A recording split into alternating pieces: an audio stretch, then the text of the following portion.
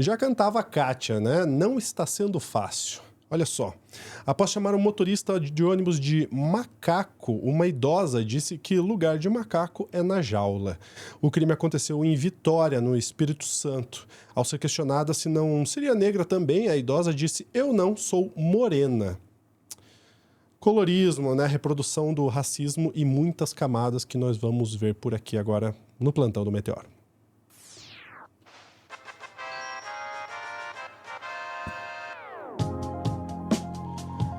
Olha, essa história eu vou chamar a Dai já para contar, porque eu também quero saber da Dai, nas palavras da Dai, essa história. Dai, por gentileza.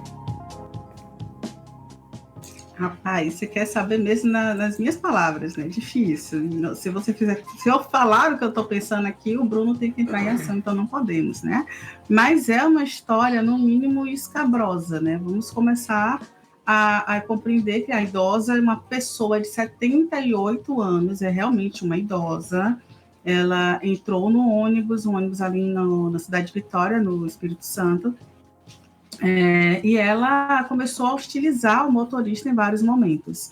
Essa senhora, em diversos momentos, também chamou o motorista de macaco, foi a expressão que ela utilizou para se referir, e tem uma gravação, inclusive, o motorista se chama Daverson Fernandes, tem 33 anos, ele trabalha há mais de 10 anos como motorista de transporte público ali, né, coletivos. E essa senhora, né, de 78 anos, ela chamava de macaco repetidamente, e quando as pessoas questionaram por que você estava fazendo isso, e ele também pergunta: por que a senhora está fazendo isso comigo? Ela dizia: porque eu não gosto de negro. E ela chegou a fazer outras ofensas também, dizendo que pessoas, né, da cor dele fazia, que ela conhecia bem esse tipo de pessoas, né, pessoas da cor dele. E só um detalhe, o que também choca é que é uma senhora negra. E quando ela é filmada ali com uma pessoa que está filmando, né, uma mulher que pergunta assim: mas a senhora também não é preta, não é negra? E ela responde assim: eu sou morena. Né?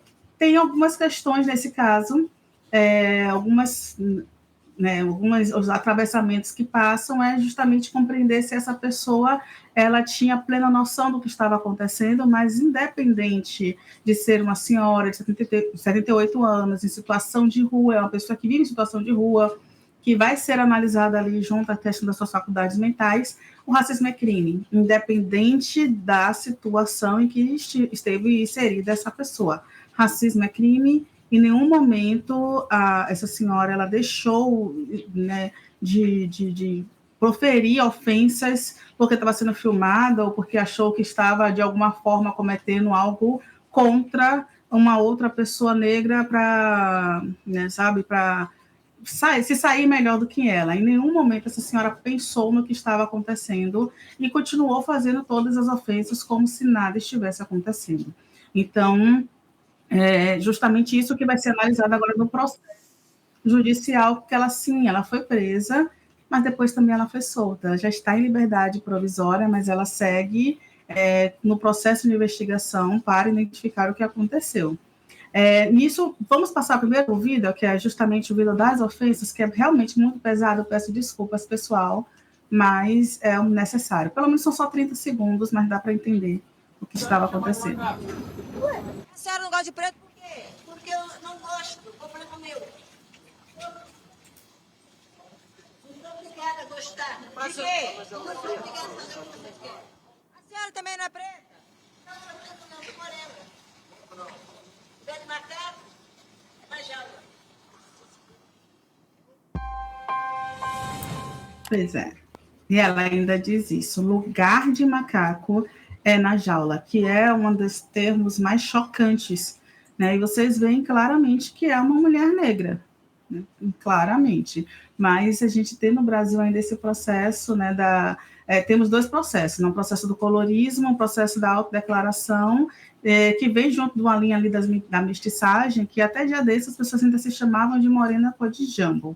Então, a gente ainda tem uns processos assim de compreensão da sua etnia, das suas origens no Brasil, em um Brasil pós-eugenista, racista, classista e com outras questões aí que a gente pode levar em consideração neste caso. Não vale também deixar de analisar que essa senhora, ela estava ali na sua condição de passageira, enquanto o motorista estava na sua condição ali de trabalhador, e automaticamente nessa posição também, né, tem uma lógica ali de poder que as pessoas trazem, que é eu estou superior porque eu estou pagando, ou porque eu já paguei, ou porque nesse caso ela teve gratuidade no transporte, mas, né, tem o seu direito garantido, e ele está trabalhando para mim, então eu posso fazer o que eu quiser com esta pessoa. Infelizmente, ainda tem algumas dinâmicas aí como classe que ainda são atravessadas neste caso.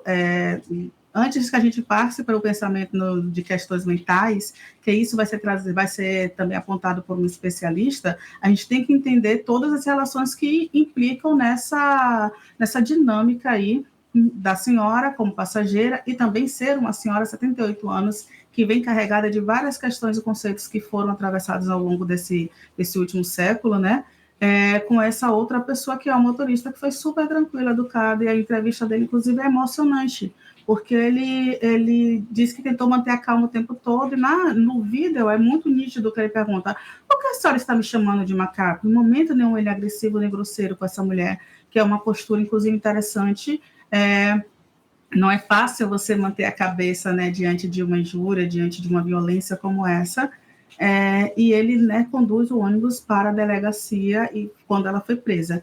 Eu vou te pedir, Lúcio, por favor, para colocar a outra matéria, que é da Folha de São Paulo, por favor, ou Folha de Vitória, perdão, por favor.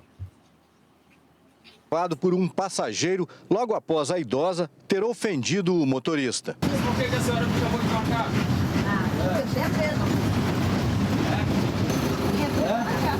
A discussão continua e o motorista decide ir com o ônibus até a delegacia. Passageiros que testemunharam o caso confirmaram as agressões verbais. Eu estava levando o ônibus para o terminal de Itacibá, na proximidade do terminal do Ibis ali, naquele momento de embarque e desembarque. Ela estava dormindo ali naquela cadeira próxima do cobrador. Aí ela acordou assustada com o barulho do embarque e desembarque. Dali ela começou a me chamar de presidiário, ex-presidiário, que eu sou foragido da justiça. Falou da minha mãe. Alda dos Santos, de 78 anos de idade, é pessoa em situação de rua. Ela foi presa em flagrante no domingo. Nesta segunda-feira, teve a prisão preventiva convertida em liberdade provisória, mas terá que se apresentar à justiça dentro de 5 dias. Ela vai responder pelo crime de racismo. O racismo é um crime inafiançável, né, hoje em dia, e a gente precisa, por mais que seja uma senhora, que seja moradora de rua, né, claro que aí a gente precisa entender também a condição psicológica dessa pessoa, como é que ela está se desenvolvendo, mas o que não deixa de ser um crime que precisa, né, ser denunciado. A pesquisadora afirma que o objetivo de quem faz ofensas racistas é desumanizar a vítima. Outras formas de manifestar o racismo podem ser mais sutis, às vezes até disfarçadas de elogio. É aquele racismo mascarado que a gente usa por meio de piadas, de brincadeiras, adjetivando de você é uma negra inteligente, ou você tem um cabelo, mas seu cabelo é muito bonito. Quando, na verdade, isso está mascarado. Não são elogios, né? Porque quando a gente vai falar, a gente não elogia uma pessoa branca falando, mas você é um branco tão inteligente, então por que a gente tem que adjetivar quando a gente vai falar de uma pessoa negra, né? De 2018 para... É chocante mesmo, né? E é muito espelho de uma sociedade, Dai, que não se vê como a sua cor realmente, né? Eu me lembro de jogadores de futebol que eram pretos mesmo e falavam na televisão, eu não me acho, não me considero, né? Então, é complicado, Mas isso não exclui o fato dela ser idosa, o fato dela ter enfim, ser em situação de rua, não exclui o crime. Exatamente. Esse que é o ponto, sabe? Eu acho muito chocante você não se descobrir negro, mas a Neuza Santos, ela tem um livro que é justamente Tornar-se Negro, em que ela conta que o ser negro, né, o tornar-se negro é um processo sociocultural ali, que não é um processo assim de nasci, sou negra, minha pele é retinta, automaticamente eu sou negra. Não é assim. Infelizmente, no Brasil é isso. É o que traz esses efeitos, né? Jogador de futebol, quando tem uma ascensão social, ou uma pessoa que tem certo, né, um determinado conhecimento, essa pessoa, ela já acha que não vai ser mais impactada pelo racismo e que ela também não é tão escura assim, e ela automaticamente ouve muito disso, sabe? Eu também não sou tão escura, mas meu cabelo não é nem crespo, então eu não sou negra. Existe esse pensamento, infelizmente, né? Volto a falar, que é um conceito da Neuza Santos, que o tornar-se negro é um processo. O problema é que nesse processo, muitas vezes, a pessoa reproduz esse racismo, que o negro ele não provoca o racismo contra o outro negro, porque ele não se beneficia em nada com esse sistema, mas ela reproduz esse racismo. E nessa reprodução de racismo, isso é crime, é uma injúria, é um racismo, é crime previsto na nossa Constituição.